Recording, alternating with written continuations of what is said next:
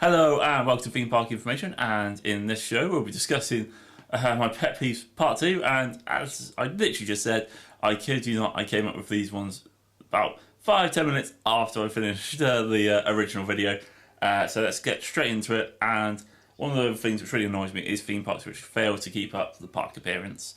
So e.g. you have roller coasters which need to be painted and just aren't. You have maybe loads of overgrown trees, bushes. Maybe you have broken footpaths, everything like that. It's that lack of maintenance standard is so frustrating. Yes, I get it that there's something that you could possibly do in the off season, but it kind of really frustrates me because it's it doesn't take a huge amount of time or effort. It's not a small job. I get it, but it's not something which takes it's not going to take all year to fix. So look, just keep the park appearance on the up. Always looking to improve, always looking to freshen up and stuff like that. Because I'll put it this way: there's some prime candidates, Colossus, for example, that so needed a paint job 3-4 seasons ago and just hasn't been given one.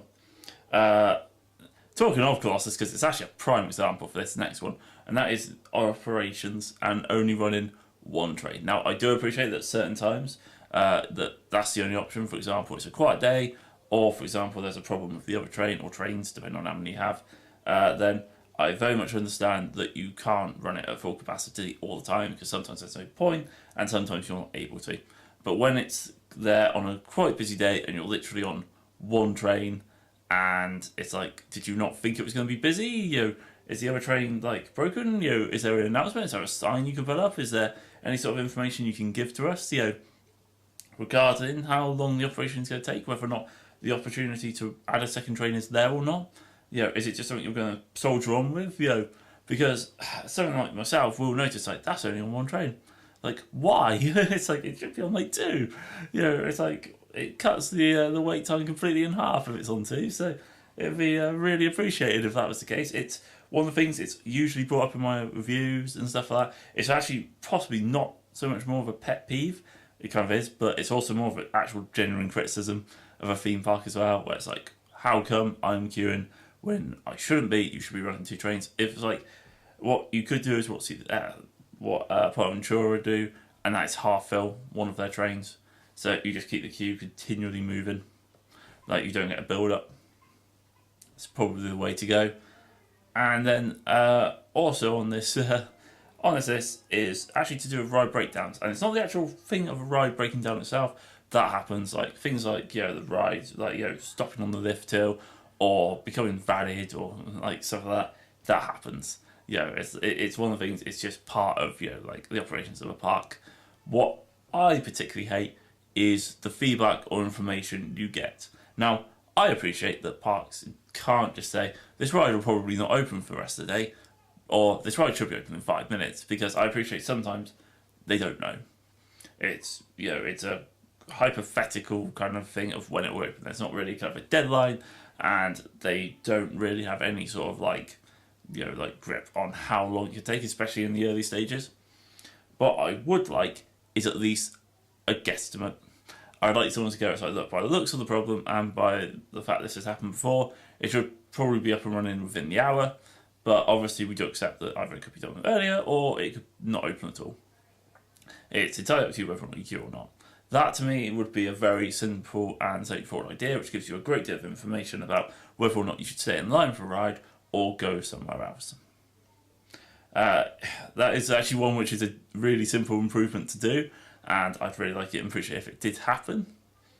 Let's also move on. So obviously I was talking about certain food in the next one, and I'd actually also like to talk about some drink. And I appreciate that don't think I've been to a theme park recently since the sugar tax thing was properly introduced. So it'll be interesting to see if this has changed slightly, but the amount of sweets and unhealthy food and stuff you can get at theme parks, predominantly those with so many unhealthy drinks, is insane. It's theme parks actually on the whole should be pretty healthy. You do so much walking and general moving around that you'd actually think you not to get quite fit from it, but you'd actually it'd be quite a good day. But all of the unhealthy rubbish that they actually sell at parks, sweets, candies and stuff like that, it's probably not what they should do. Now, I do appreciate that there are certain things, so for example, like certain places sell like things like funnel cakes and stuff like that, which are very particular, like kind of dessert, where I kind of am there like, yeah, I kind of understand that. I also kind of understand like things people like getting milkshakes and stuff like that as well. That's kind of acceptable. But when it's like, well, why don't you just do loads of diet soft drinks and like maybe don't like, you know, sell and, you know, like random like candy frost and stuff like that. I know that's a bit of a staple, but yeah, it possibly isn't worth it. Another pet peeve isn't one for myself. I'm going to suggest it's one for possibly a friend of mine, and that is not having a tester seat. Or alternatively, for myself, the pet peeve would be when people who should have used a tester seat before going on the ride don't. And now, it's one of the things where it's like, that usually it's only a short delay, but that delay is still really frustrating because you're like, there's a tester seat out front there, chap. Yo, why didn't you try it before you queued? It's like, it's not only really embarrassing for yourself of having to like literally leave the ride without riding it because you can't fit in it, as a potential option, by the way. But also it's like, well, you're also holding everyone else in the queue up. They could have possibly dispatched that train already. It could be like halfway up the lift hill. It just means that we're waiting that a little bit longer. And you also don't know how often that happens throughout the day. Like, you may see it happen, but it could happen like multiple times. It could add so much time to your wait time, which is really frustrating. The last one is really kind of like bitter depending on what day it is and whether or not you have it or not, and that is people using FastPass. It's one of the things where if you're using it, it's amazing. If you're in a queue line and you see someone walk past all smug looking with their FastPass, it really annoys you. It's always really kind of annoyed me and stuff like that. I remember the amount of times me and my friends were queuing for like Maverick and stuff like that, and it's one of those rides where it always seems to have a queue, and it's a great ride, it's well worth queuing for anyway. And we never saw the point of getting the fast pass because we were there for quite a few days and we were actually not having that much trouble going on things. So literally, it shouldn't bother me, but every time someone did walk past us, I was like, God damn fast pass, God damn it. It's like, I'd probably be on the ride if it wasn't for you now. It's really annoying. It's just like, it's like, I do accept it's one of those ones where if you have it, you're like, haha, yes. But yeah, it's one of those things. It's a bit of a pet peeve when other people have it.